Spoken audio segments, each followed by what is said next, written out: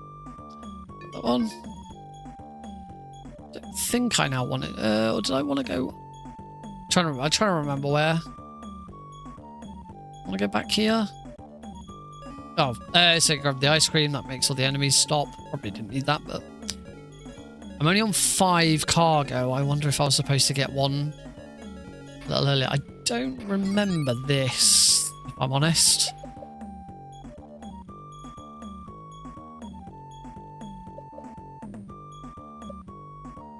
I'll keep going. I feel like I'm supposed to go back, but this does not seem familiar to me. This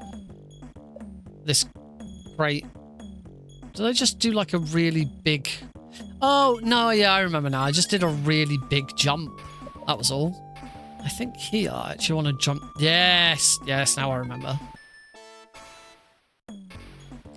Now it's all coming back to me. And we can get this crate. This crate. And I think we just jump up here to get out. No. Where was the exit for this one? Or was it just keep going right here? No, it wasn't keep going right here. Where was the exit in this one? The exits aren't always just over to the right.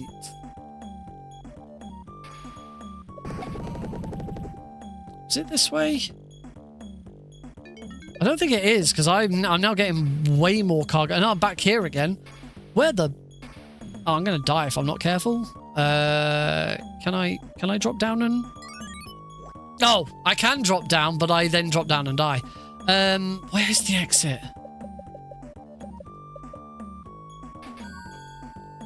Right, just keep... It's got nothing to do with that boat. Oh, I can't go that way. I have to go up. Let's get the crate. I feel like I had to get that crate and get the cargo. Oh, there's the exit. How do I get to that exit? And also, how do I do it without dying?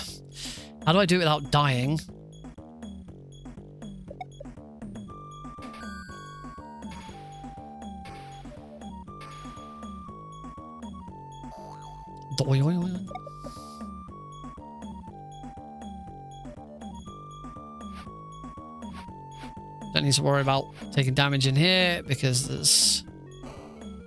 Do I just...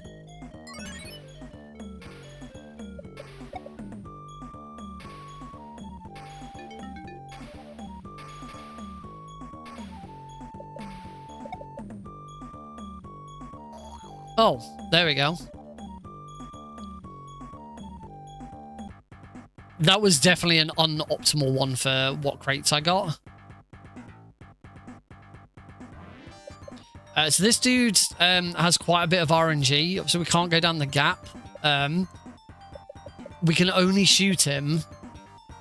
Oh, we can only shoot him when he fires his fan.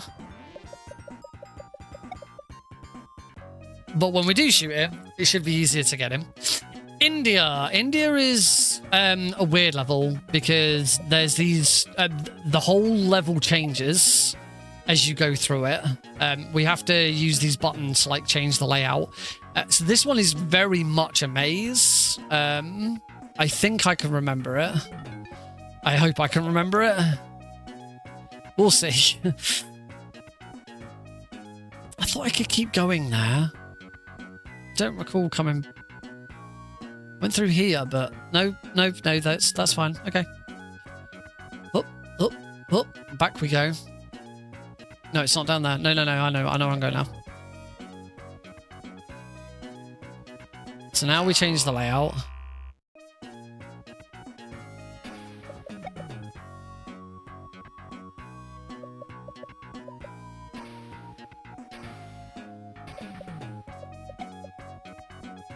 Cargo.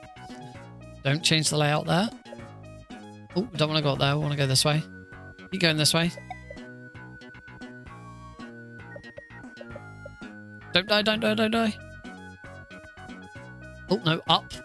There's a cargo. Cargo, what's up here?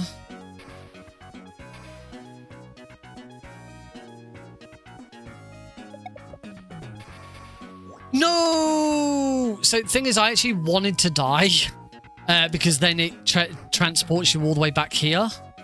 But I needed to get that crate before I died. So that was annoying. Okay, well, at least I can rush this bit now.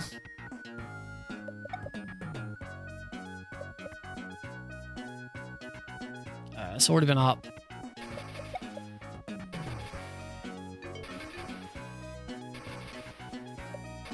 Oh. That wasn't a crate I can just get. No, I've already been up there.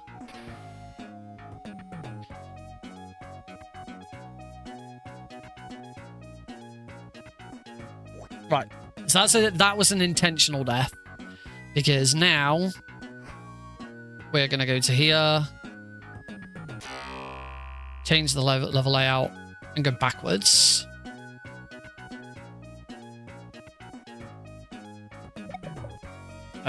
Grab that cargo. Grab that one. Bounce up there. This way. I think I... Yeah, I think I did. I do want to change the layout here.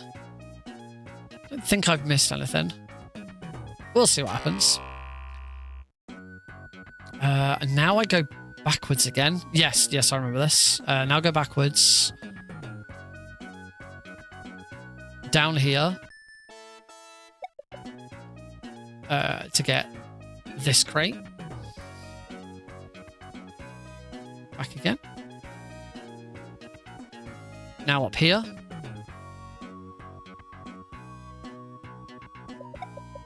Get this crate.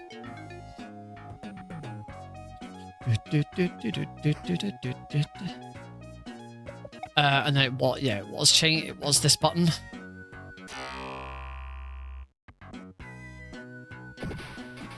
Oh, I don't think it was down here though. No, it wasn't down here. Whoops. Oh no, okay, I can just go back up here. It's fine.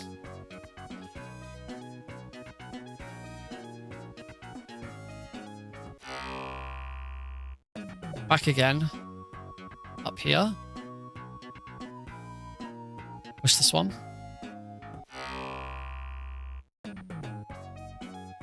Up here. There we go. No. Oh, unless I can go through this wall. No, I can't. Oh, where is it? I don't think it was back. I'll have a look. Nope. It's not back there. I don't think it's down there. Maybe it wasn't push this button. Yeah, I think it wasn't push that button. Ah, this looks different.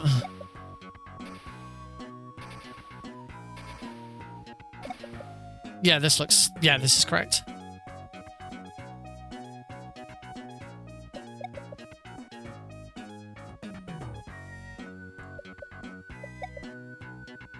There we go, that's our 10. Now all I've got to do is get out.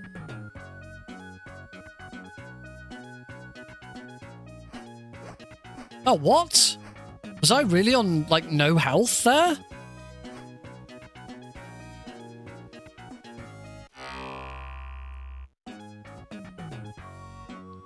I didn't actually see my health meter.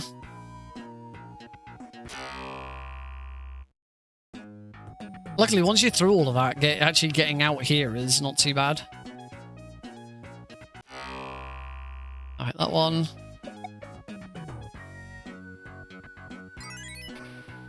Oh, no, it wasn't hit, that one. Whoops. Okay,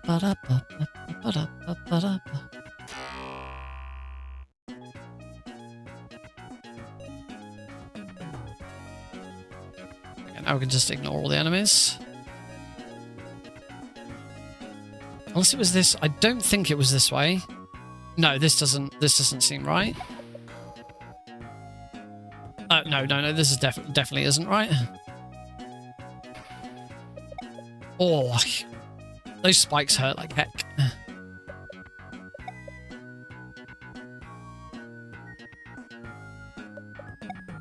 Pretty certain it wasn't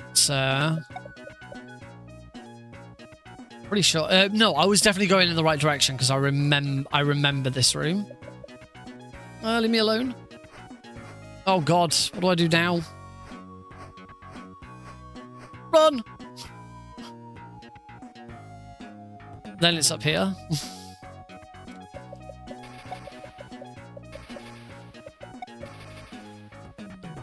Really, really don't want to die.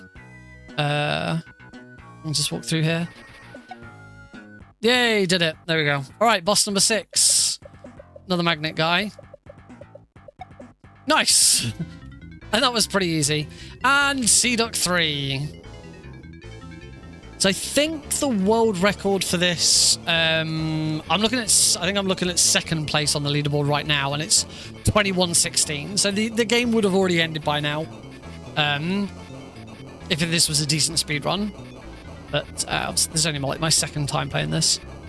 I do feel like of all the games that I've played so far, this is one that I could actually get a time. If I learnt the route properly, I probably could post a half-decent time on, because it doesn't seem that difficult. It's just quite long and complicated. You must construct additional Hello, JM. pylons.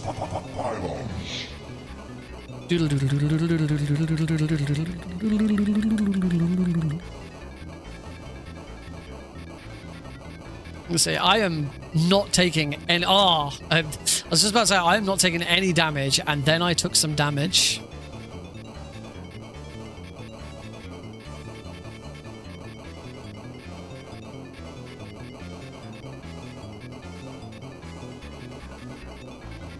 And we're done.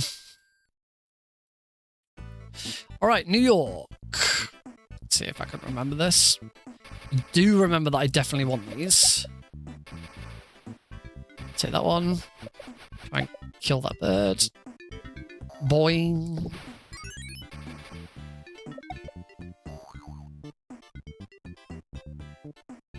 Why wouldn't you let me pick that box? I don't know why it won't let me pick that box up.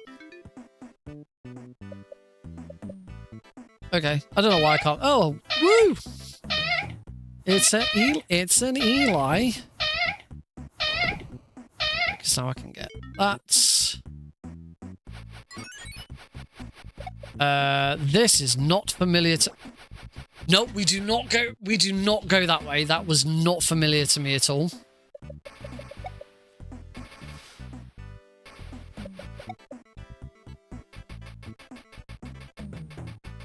We definitely bounce up here.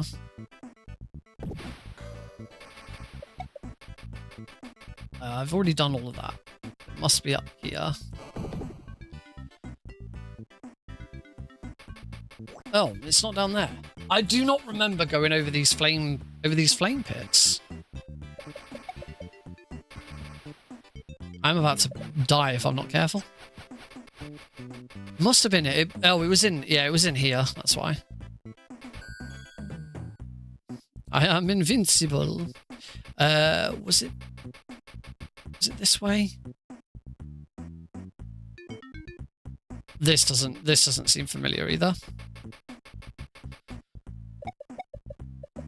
So many enemies on screen. Go up, you stupid lift. Now this is familiar.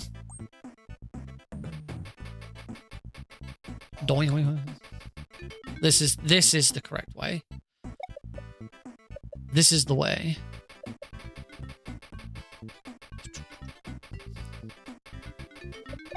Go away, you silly rats.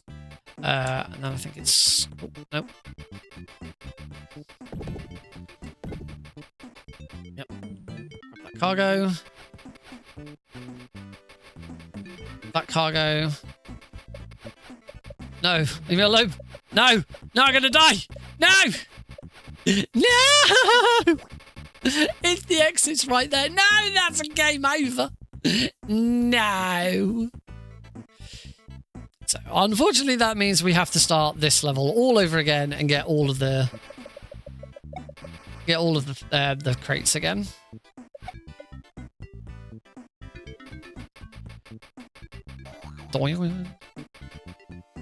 Oh, that's because that's one of them. That I can't pick up because I've already got 3 and you can only carry 3. Not that the game tells you.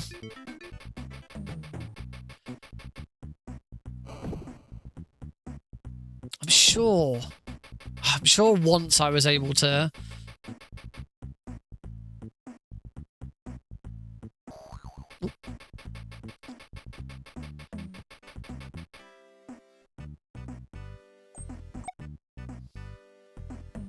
I'm sure once I was able to pick up a box that I dropped. I can't remember. Oh, hang on. Before I do any of that, kill that rat. Get both of them. Get that. In fact, actually, we could probably take one of those back so I can do that. There we go.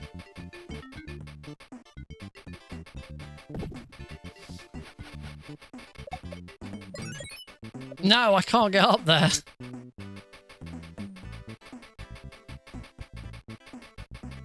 Was it down? I don't recall it being down here.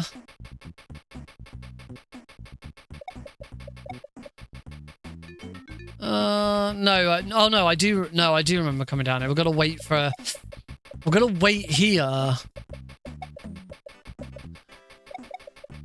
We're gonna wait here for another lift to come down. There is another lift on the way down. The only thing is, I still need one more crate, and I don't think there is one.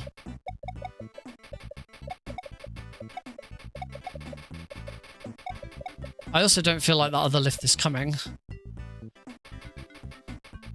Oh, there's the crate.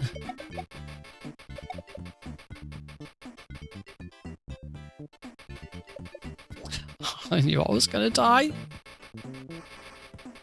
As you can see, the levels do get a lot harder as we go along.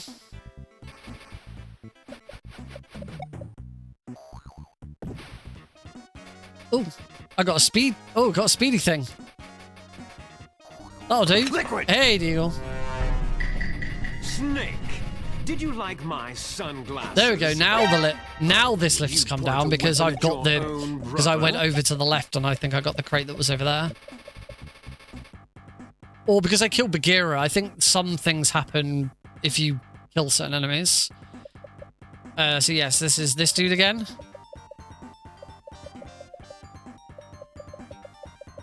No, I fell down. So you don't want to fall down that crack.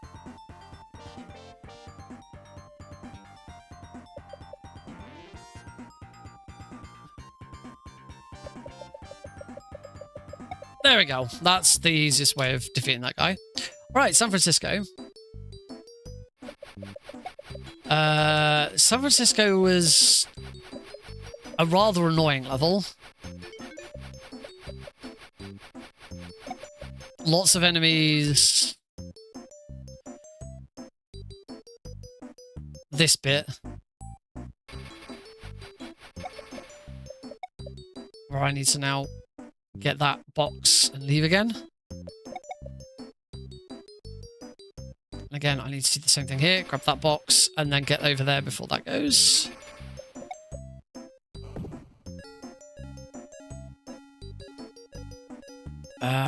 No, I think it was over here. Grab that one. Yep, grab that one. Grab that one. 6. Then down here. Yep, I remember this. Drop down here. Grab that one.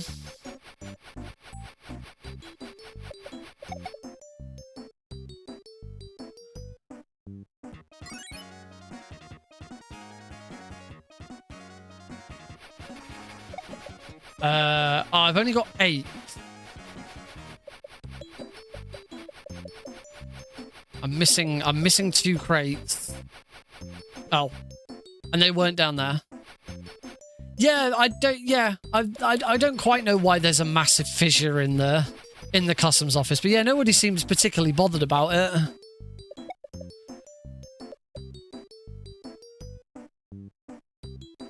Right, so where were the 2 boxes that I missed?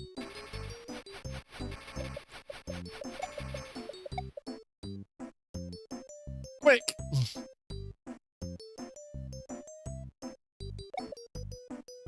They weren't over here. Oh, I think I've screwed myself up now.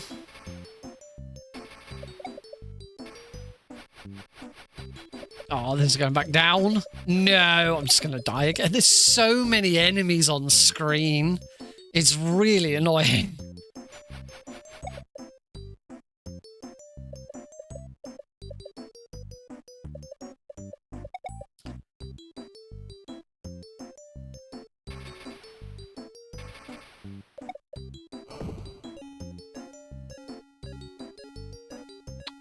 Unless there were some up here and I should have gone up here. No, there weren't any up there. Didn't think. Ow! I didn't realize that did anything. Oh, it's gonna die again. Oh, I didn't know this was a thing.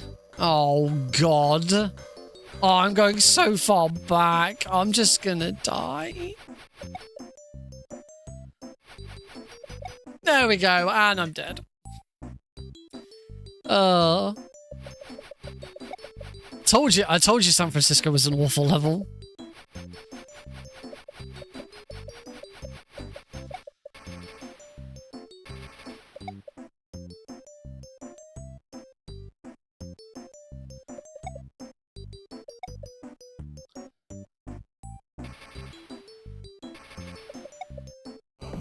Shouldn't have taken that damage.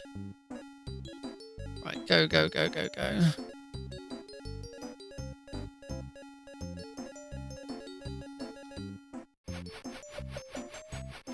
Right, I do remember having to go down here.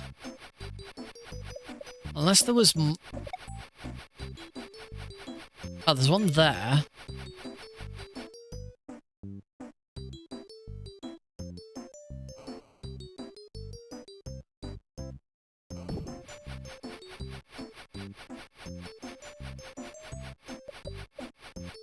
Leave me alone! No, don't kill me! No! No! Fucking bird!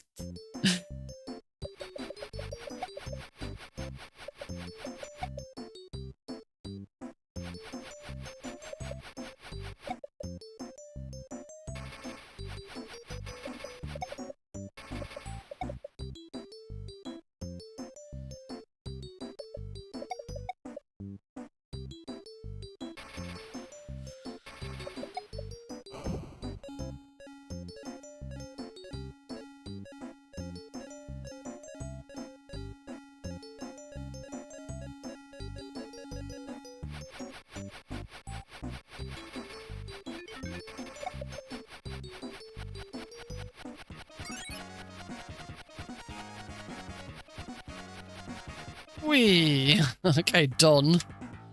Boss 8.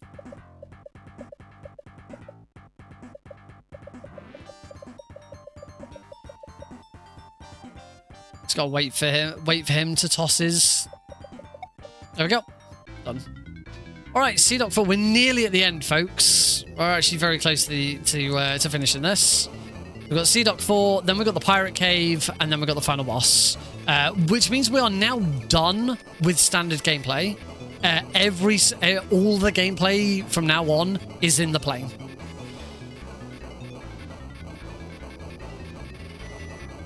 So let's try and find that nice sweet spot where we just don't get... There we go. That's the sweet spot. We don't get hit. We just keep moving.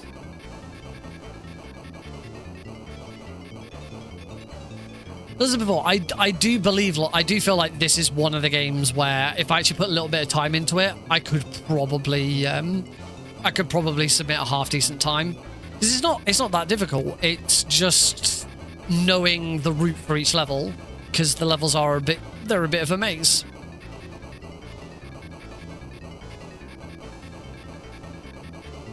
There's a little bit of RNG with the bosses. The final boss, there's a bit of RNG in it. 2 days left indeed. Sadly, we will not be playing either of those games on the stream on Thursday because I've still got to do this. Now, I actually don't know the mechanics of this level that well. Because there's these crates that are dropping, and I am under the assumption that if any of these crates fall, we fail. I assume we have to collect them all. I have not yet lost one, so I don't know if that's if that's necessarily the case. I've now lost one.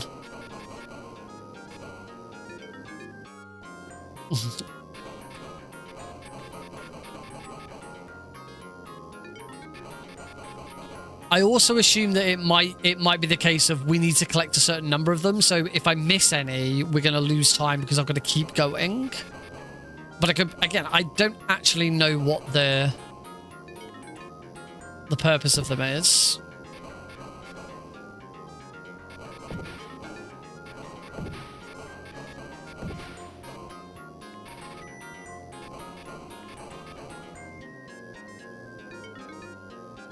See, actually, I feel like I might have looped around there. It might actually be that if you miss any of them, you sort of do a loop round and you keep going until you get it.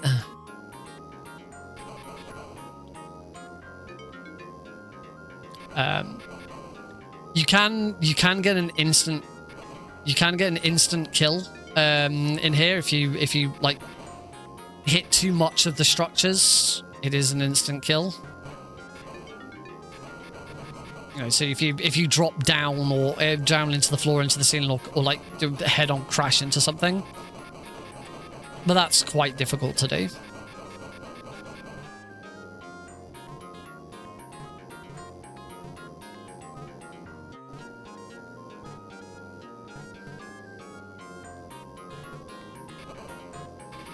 And there's health at the right times. He kept us waiting. I'm going to keep you waiting. Yes. This time next week, we will be playing Master Collection Volume 2. Also, really nicely, the reviews are already out for it, and it sounds like Konami learnt from their mistakes, and they've actually like knocked it out of the park first try this time. Like that crash at the end there is deliberate. That just happens. Right, this is the final boss. This is Iron Claw. So Iron Claw is this really big airship. It kind of reminds me of Meta Knight's spaceship from Kirby. Have fun playing Metal Gear Solid 4. This is already being confirmed. You'll get 30 FPS at 720p in handheld mode, I believe, on Switch. I didn't get that fan. So with Iron Claw here, all we got to do is we got to destroy everything. So there was the little gun turret before this. There were 3 fans there. We're not going to come back up here, so I might as well get that now. There's all of these weapons here, so we've got to destroy all of these. Yes, I have indeed purchased the PC version. There was no way I was not going to get the PC version. It's got to destroy that. Then there's this big fan here. It's going to destroy that as well. And then finally, his beak's going to open up, and there's going to be a couple of things to destroy in his beak. I've got full health, so he should be doing this first try. So just waiting for his beak to open up. There's a bit of RNG here with exactly how long it takes and where we go. There he goes. Oh, it was a bit further down than I was expecting. So destroy the cannon and destroy that plane. And I believe time is when the screen blacks out. Time. There we go. And that is TaleSpin. 44 minutes, 23 seconds. It's about more than double the world record. World record is 21:05. So now I'll do it again. I think when I'm ready to do it again, I will. Let's say I do think that this is one I could actually get a half decent time on. So I would like to probably come back to this one. But we've got more things to focus on. Deathless. Oh, you don't want to do it deathless. There's at least one mandatory death. Well, not mandatory death. There's one tactical death in it. Should we give it one more go? And then move on to Goofy.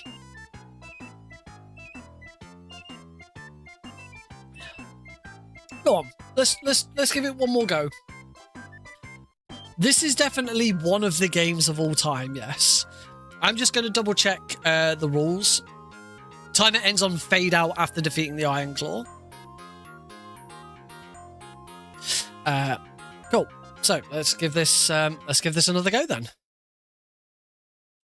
We'll reset those times. I don't think there's any rules about...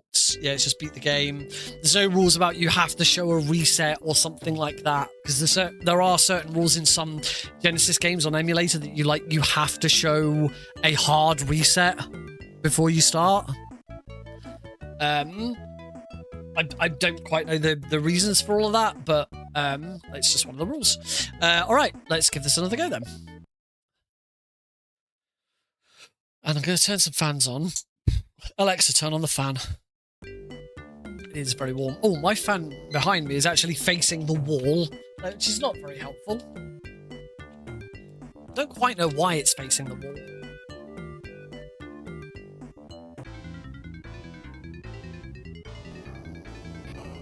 Oh, that's better. That's blasting some cold air at me.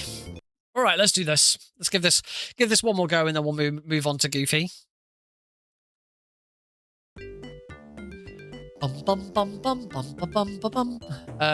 Options should still be the same, so that's fine. All right, 3, 2, 1, go.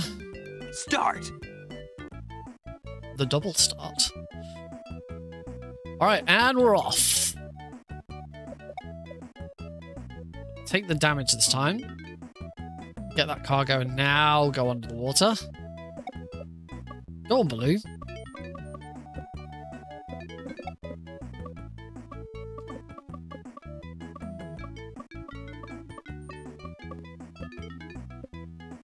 Oh yeah, you can. I forgot you can double jump underwater. Oh, I still died. Oh, I wasn't expecting to still die. The Switch version's a bigger download than the Switch 2 version. That is weird. Alright, we'll just go this way now. Because then we can just backtrack slightly to get these. No, I don't want to go down there. I need to watch a run of this opening level again to see where I went wrong. I don't actually want that crate. Up, up, up, up. Get that one. Go back a bit. Get that one. And get that one.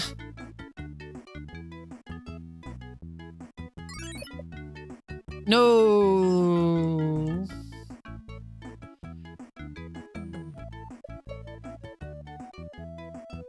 Oh, that's it. Bounce up there. Don't need that one. Go. First one. Nice. Better start. Oh, God. We are going to get gold splits for all of these. Oh, God. Well, have fun, folks. We are going to be bling, bling, blinging every 2 bloody seconds.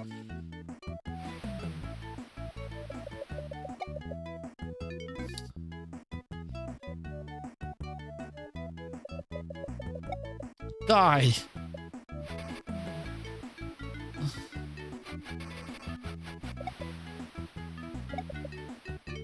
One.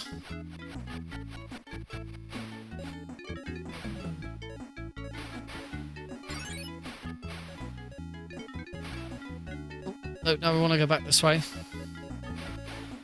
Oh, God, I got that health and it did nothing for me.